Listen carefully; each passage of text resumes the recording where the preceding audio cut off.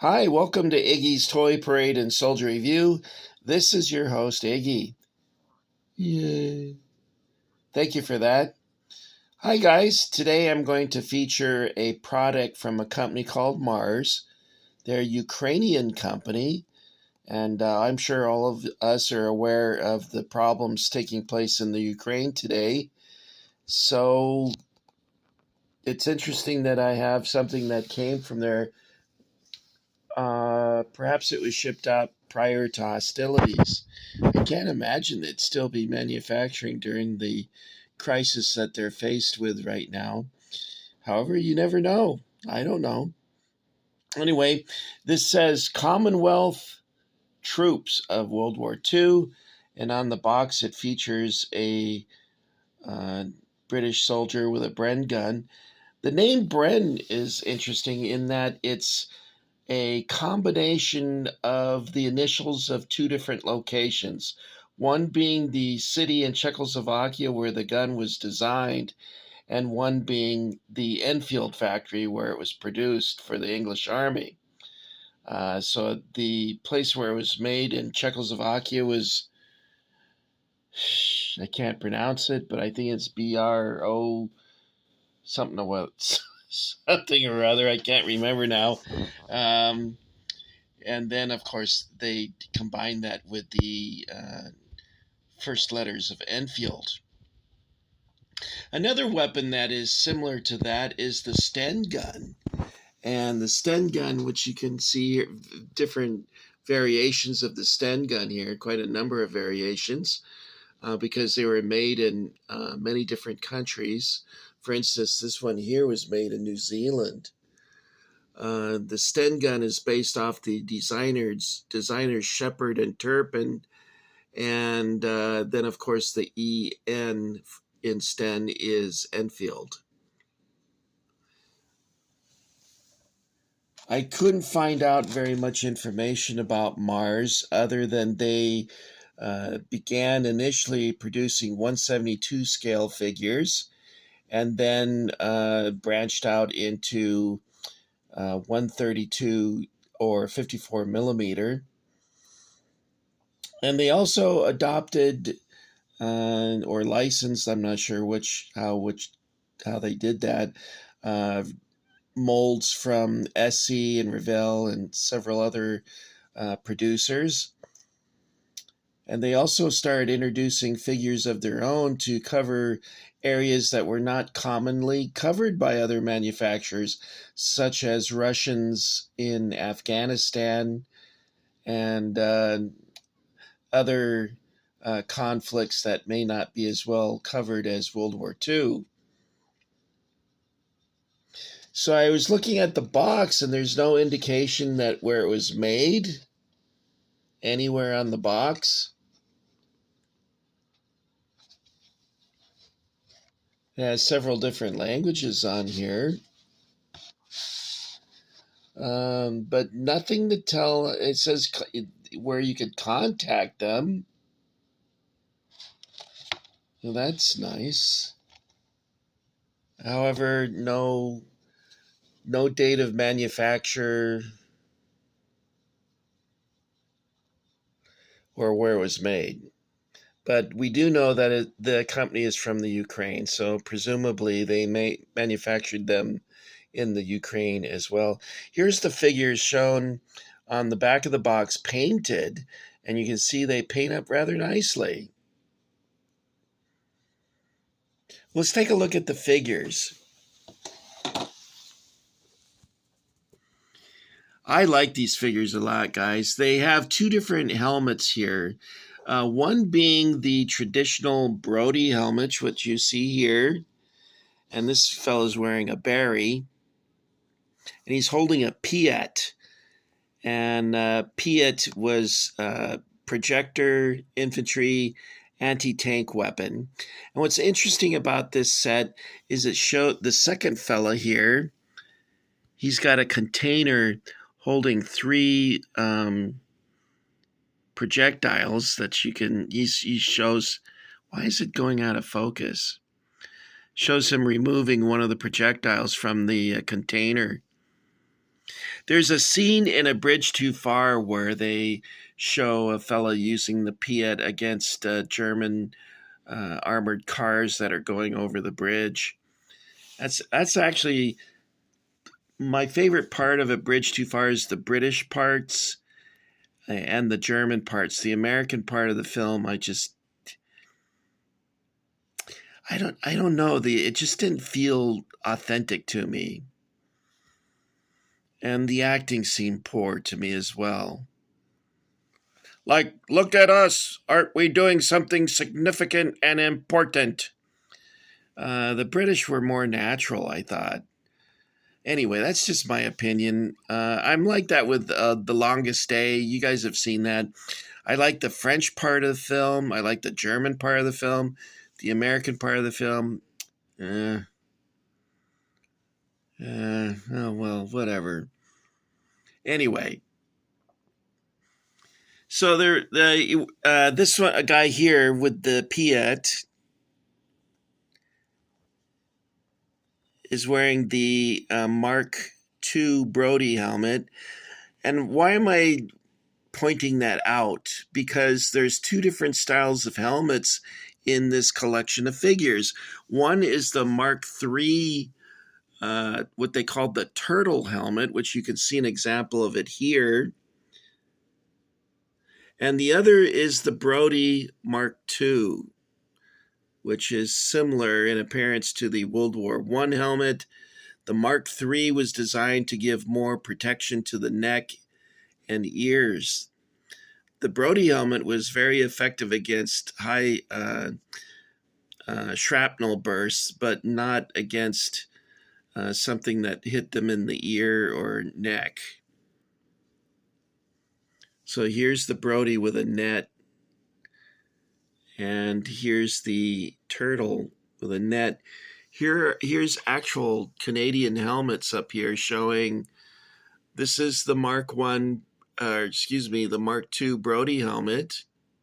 I used to have one of these, and I sold it on eBay for $50, and I wish I kept it because it was in perfect condition, had a really nice liner, and I bought a replacement for it, and it cost $50, but it didn't fit my head because I have a fat head, and well, you guys knew that I have a fat head, and it just wasn't as good as that one. I think it was made in India or something. The Indian Army for a while used Brody helmets.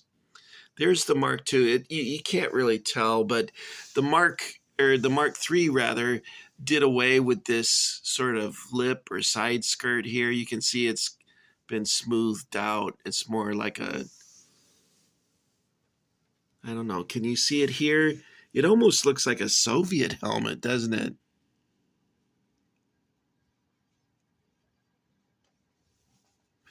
Anyway, I don't want to get into the weeds with all this equipment that you see here was issued to Commonwealth forces. And who are Commonwealth forces? Well, that'd be Canadians. The Commonwealth was the empire. And so the nation of India contributed over 1.5 million troops to the British war effort or Allied war effort.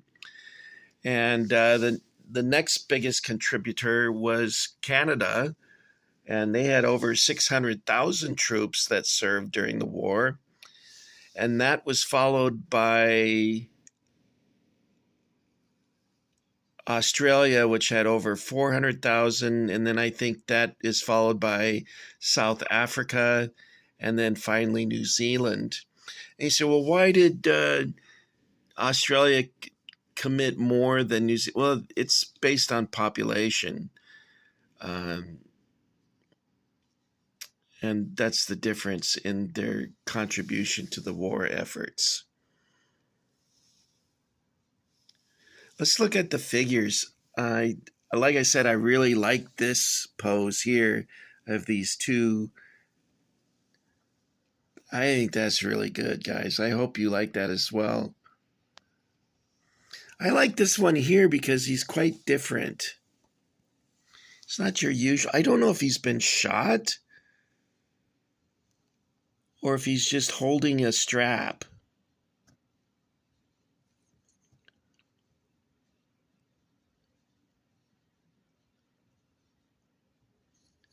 I think that, by the way, they don't have any markings on the bottom. I checked all of them.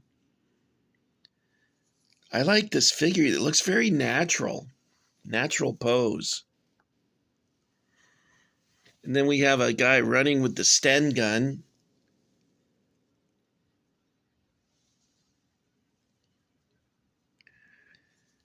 He also looks like a natural running pose. So whoever sculpted these did quite a good job. This is a good example of the pattern 37 web gear. That's his entrenching tool in his backpack. And the ammunition pouches, which you can see here.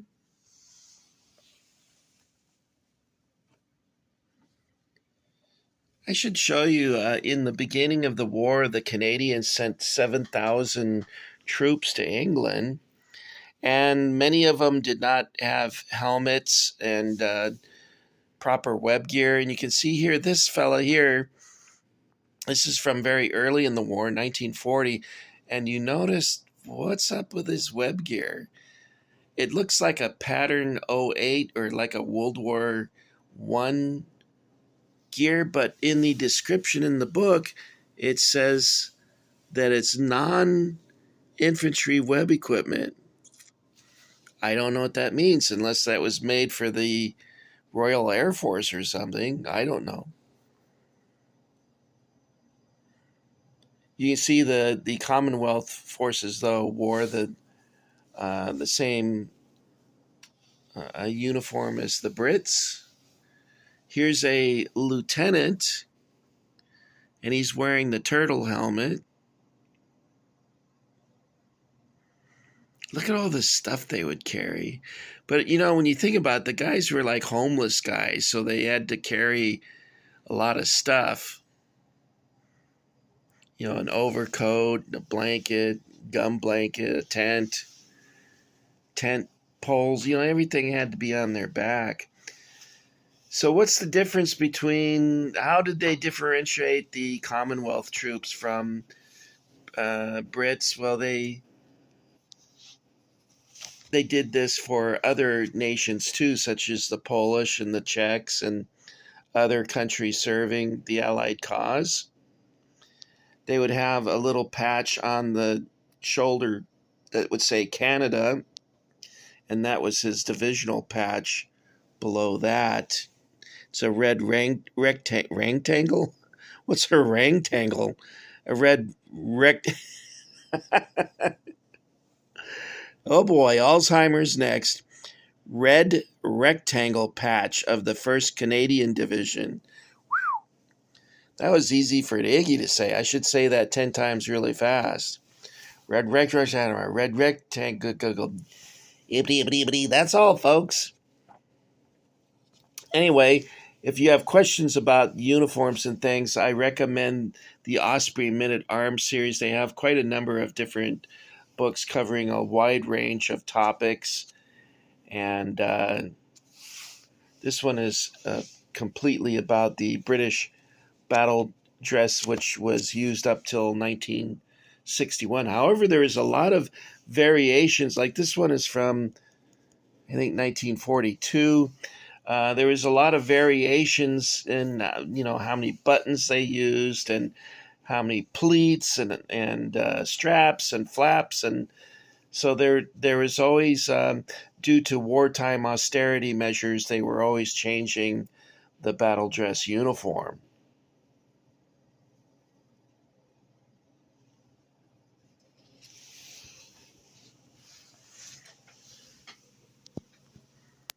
Okay, guys, what I'll do is give you some close-ups here, and then I'll do a sweep over. By the way, I would love, there's a Webley, which is famous because of Indiana Jones. I would love to own one of these Enfield pistols, which looks very similar to the Enfield.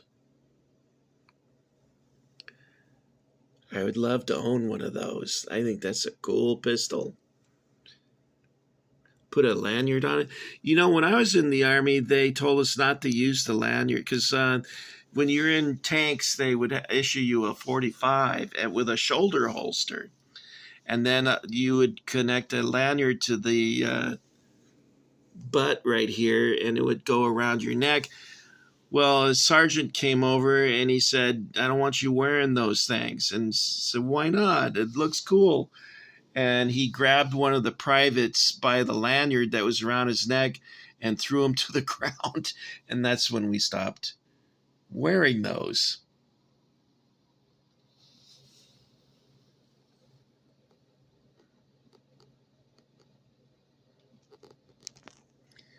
This is the number 4 Mark I rifle.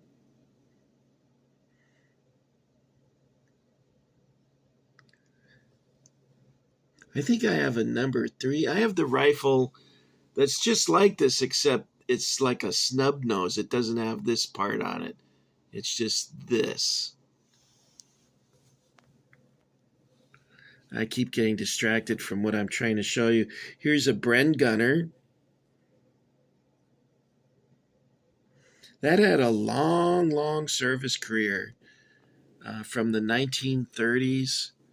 They even were some in the Falkland Wars. It's amazing. There's the pattern 37. It shows it very well. Let me pick. Oh, God, I'm starting to knock them over now. I like this rifleman because instead of him looking like he's stationary, he's in movement. And I like that quite well. This one here is really nice too. I like the net. The detail on the net is really good. Let me show you his back. He's got the gaiters on. You see his equipment there. Can you see their canteen? I like the canteen on the pattern 37 equipment. Yeah, there it is.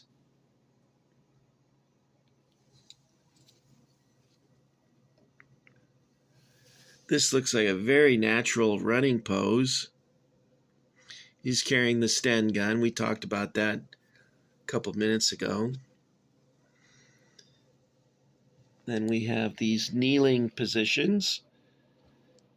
That shows off his cartridge pouches very nicely. And also shows the turtle helmet. That was introduced in 1944, by the way. The Commonwealth forces were also referred to as Dominion troops, but they were basically British Empire troops. Here's the Bren gunner. Is he wearing a 44 helmet? I think he's wearing a 44 helmet with a net on it, which is really cool looking. These are very well done, guys. I recommend, if you're into British Army stuff, to get these. It's pretty cool.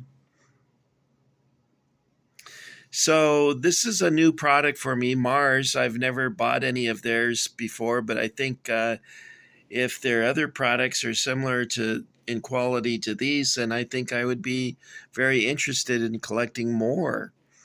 I give them an A+. I really think the designs are quite good. And it shows off the equipment quite well, too.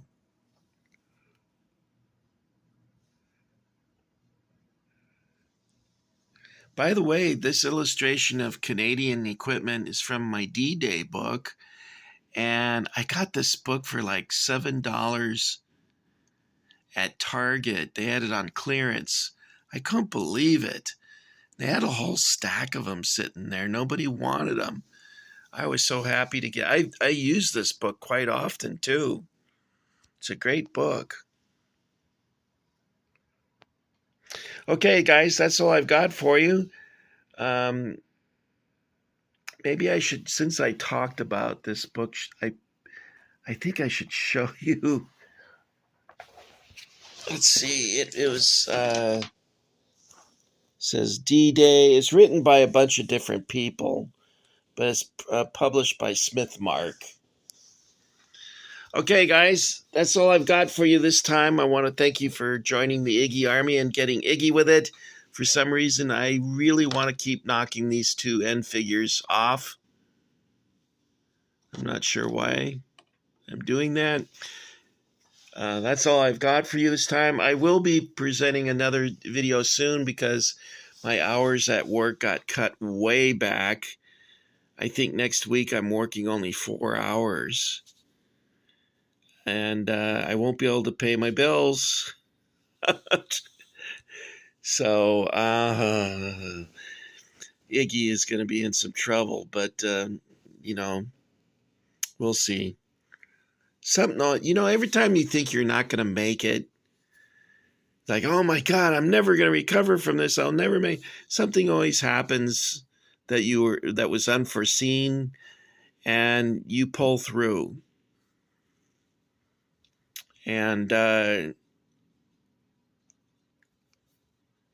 it's just the reason you're here today is because you got through it. And you'll get through whatever is bothering you, guys, whatever's upsetting you, or you go, oh, I'm not going to make it. You will. Trust me, you will. Just have positive thoughts. And if you're so inclined, I recommend prayer. And before you know it, the crisis is averted or bypassed, and you're back in happy trails territory. All right, Saddle Pals, I'm going to watch a Sherlock Holmes movie starring Basil Rathbone and Nigel Bruce. I love those old. The best Sherlock Holmes series was the one with Jeremy Brett. I mean, it was almost word for word from Conan Doyle's books, or stories. And so that is the best. But my favorite is the ones with Basil Rathbone. His speaking voice is so great. And the funny part is he's not even English. Basil Rathbone was born in South Africa. And of course, he had English parents in South Africa, so that's why he spoke that way. Anyway, I think I'm going to watch one of those and have a popsicle. Do they have popsicles in Germany? I don't have many German viewers, so I don't know. But I wish I had more German viewers. It would be interesting to see their take on some of these things. I have a lot of German soldiers. I would like to see what their opinion is of that. Anyway, this is Iggy saying thanks for coming along, guys, and I'll be seeing you very shortly, okay? Hang in there.